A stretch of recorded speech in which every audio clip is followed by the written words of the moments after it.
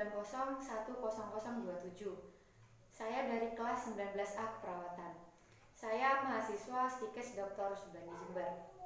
Di sini saya akan menjelaskan sekaligus mempraktekkan cara pengambilan sputum. Saya akan sedikit menjelaskan tentang pengertian sputum.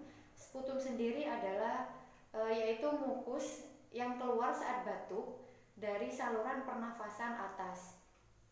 Adapun tujuan dari tindakan ini yaitu yang pertama untuk mengetahui adakah bakteri atau kuman tuberkulosis paru. Kemudian yang kedua untuk mengetahui apakah ada bakteri atau kuman Mycobacterium tuberculosa. Apabila seorang pasien memang didiagnosis mengidap atau adanya bakteri tuberkulosis di paru, maka pasien tersebut membutuhkan OAT. OAT itu kepanjangannya adalah obat anti tuberkulosis gitu. Adapun indikasi dari hal ini yaitu yang pertama untuk menetapkan diagnosa ada tidaknya tuberkulosis paru tersebut. Kemudian yang kedua untuk mengetahui potensi atau penularan kepada orang lain, apakah sangat cepat atau lebih lambat atau bagaimana. Kemudian yang ketiga untuk mengetahui proses pengobatannya.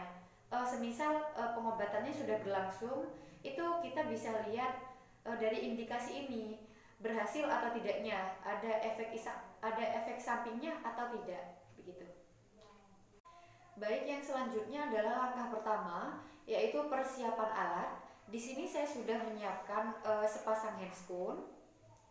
Kemudian ada masker, tetapi masker ini tidak mungkin saya pakai saat penjelasan ini, saat praktik ini ditakutkan suara saya tidak terdengar di kamera begitu. Kemudian ada kita boleh memakai spidol atau pulpen permanen. Selanjutnya ada juga saya sediakan tisu. Kemudian saya sediakan tempat atau wadah untuk sisa-sisa pembuangan nanti yang sudah tidak diperlukan. Tapi sebaiknya kalau memang ada bengkok, sebaiknya memakai bengkok saja karena ini hanya perumpamaan. Kemudian saya siapkan tiga buah gelas kecil.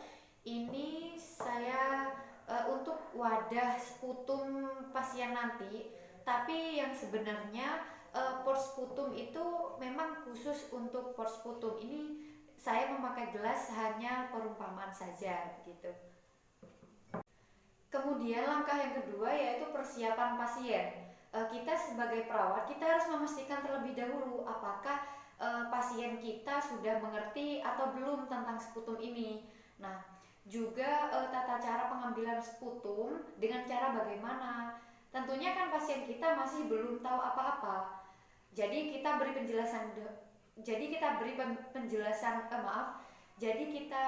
penjelasan terlebih dahulu tentang sputum dan juga tata cara pengambilan sampel tersebut, begitu.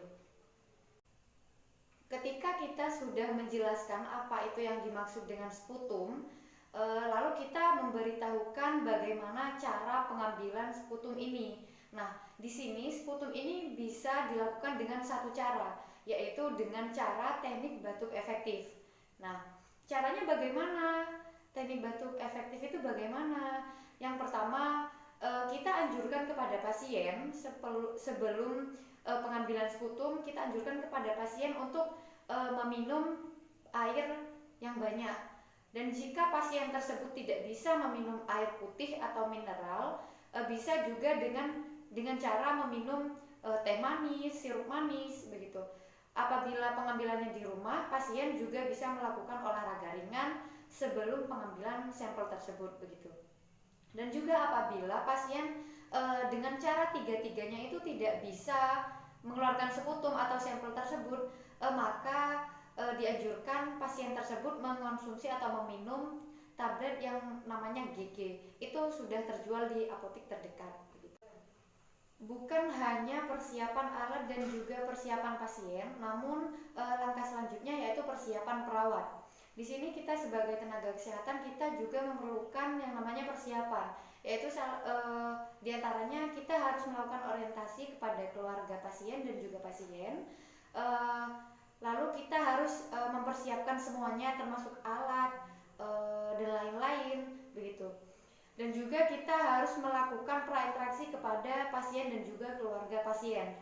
Kemudian yang terakhir, kita sebagai perawat yaitu harus mempersiapkan lingkungan. Bagaimana itu persiapan lingkungan? Nah, jadi begini. Persiapan lingkungan itu apabila pasien itu memang sudah berada di rumah sakit atau pelayanan kesehatan lainnya, perawat itu menganjurkan atau mengajak pasien ke ruang pengambilan sampel yang khusus begitu. Dan jika apabila pasien itu berada di rumah, pengambilan sampelnya juga di rumah, dianjurkan kepada pasien agar memilih ruangan yang terbuka dan juga ventilasi yang lancar. Juga kalau bisa pasien tersebut diusahakan terkena paparan sinar matahari langsung begitu. Langkah yang selanjutnya yaitu melakukan tindakan pengambilan sputum. Kita sebagai perawat atau tenaga kesehatan lainnya sebelum menyentuh pasien dan juga sesudah, kita wajib melakukan cuci tangan bersih 6 langkah menggunakan sabun dengan benar gitu. Dan kita tidak boleh memakai perhiasan apapun. Jika ada perhiasan itu bisa dilepas terlebih dahulu sebelum mencuci tangan begitu. Dan kemudian kebetulan di sini saya sudah mencuci tangan bersih, lalu saya akan langsung menggunakan handscoon.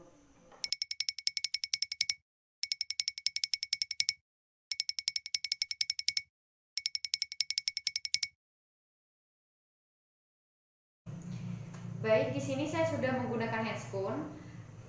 Kemudian jika sudah memakai handscoon, di sini sebelumnya saya sudah menyiapkan 3 buah gelas kecil untuk port sputum begitu. Untuk gelas yang pertama, saya tuliskan angka 1. Port sputum nomor 1 ini yaitu port sputum sewaktu apabila perawat membutuhkan dahak pasien atau sputum pasien, seketika itu pasien menaruh dahaknya di port sputum nomor 1 ini. Kemudian yang kedua, gelas yang kedua saya tuliskan angka 2. Port sputum nomor 2 ini yaitu port sputum saat pasien baru bangun pagi. Tetapi masih belum minum, belum makan dan juga belum sikat gigi. Jadi jika pasien mengambil sampel di rumah, jika pasien baru bangun dari tidurnya itu langsung mengeluarkan dahaknya atau sputumnya dan ditaruh di port sputum nomor 2 ini. Kemudian di gelas ketiga saya tuliskan angka 3. Port sputum nomor 3 ini yaitu port sputum sewaktu. Tetapi port sputum yang ketiga sama port sputum yang pertama itu berbeda. Jadi port sputum yang ketiga ini pada saat pasien ingin mengantarkan sputum yang nomor 2 ini ke rumah sakit atau ke pelayanan kesehatan yang lain begitu. Jadi pasien jika sebelum berkunjung ke sebelum menghantarkan sputum yang nomor 2, jadi pasien itu harus mengeluarkan sputumnya atau dahaknya ke port sputum yang nomor 3 ini gitu.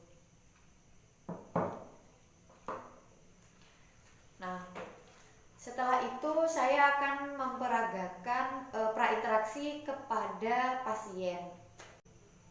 Assalamualaikum Bapak atau Ibu, selamat pagi. Saya perawat Citra. Saya di sini akan melakukan tindakan pengambilan sputum pada Ibu atau Bapak gitu. Sebelumnya Bapak atau Ibu apakah sudah tahu apa itu sputum?